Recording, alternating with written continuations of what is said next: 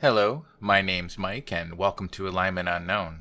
Today I want to review the Mutant Crawl Classics compatible zine Merchants of the Multiverse by Dragon Peak Publishing.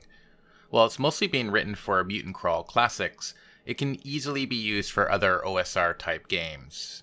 You could even use the information and with a little work make it fit into games like D&D 5e and so on.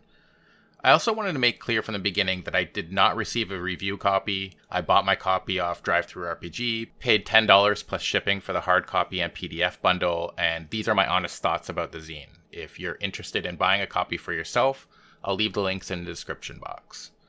The zine starts off by saying this: scarcity and surplus, supply and demand. Whether it be need of gasoline, water, or super tech, the world will continue to operate off these adages after civilization falls.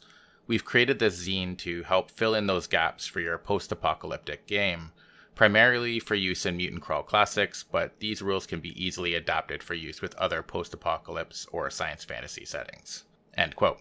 The PDF is 43 pages in length. Both the PDF and print copy are black and white, and it starts off by introducing you to 7 merchants, each with their own unique art and brief description.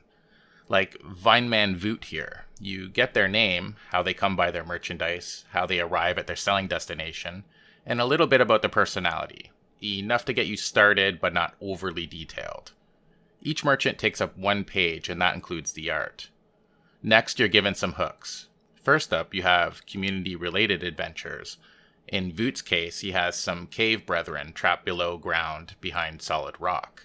He can't travel through the rock to rescue them himself, but maybe some adventurers might be interested. Especially since his cave brethren might be in possession of some powerful artifacts.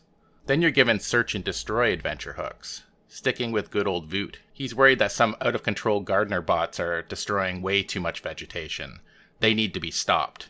Next are escort and protect adventures. Voot wants to hire the party to escort him into the fungal jungle, because last time he was very nearly killed by a Gigantopithecus. And finally, we're given fetch and deliver quest hooks. Voot in this case wants you to deliver some mysterious seedlings to a certain region. He's busy, or he'd do it himself. The next page is dedicated to giving judges an equation that will help them price artifacts in their own campaign. While I can see the use for this equation, I personally won't be using it much. It seems overly complicated, and I'd likely just compare it to something else on the list and price it accordingly. Then again, math is definitely not my strong suit, so the equation given might be immensely useful for you in your own campaign. The next part is probably my favorite. It's a random item table. The judge rolls a D100 or picks from the list to find out which artifacts the merchant has at any given time. It's suggested that each encounter has the merchant carrying 4 items for sale. The items are varied and fun. One example is the Power Scouter. It's a rectangular green monocle that can be clipped on with an earpiece. If the wearer studies a creature for 1 whole round while wearing the monocle, they discover how many hit dice that creature has. It's really a great little list. I'm really looking forward to my players finding some of these things. If the makers of this zine were to make a similar book that was just items and random tables, I'd kickstart it in a second. Next, we're given 4 unique monsters with stats, description, and a piece of art. They're not bad. Lunar Children, for example, can infect someone with a parasite using its beard of worms to inject into a player's facial orifices. This parasite attempts to disrupt the player's sleep, which negates natural healing, and also offers some unique role-playing opportunities or even a quest to remove the parasite. The zine also gives judges 4 different kinds of communities that they can place their merchants at. You're not given maps or anything, but you are given a name for each settlement and a description for each.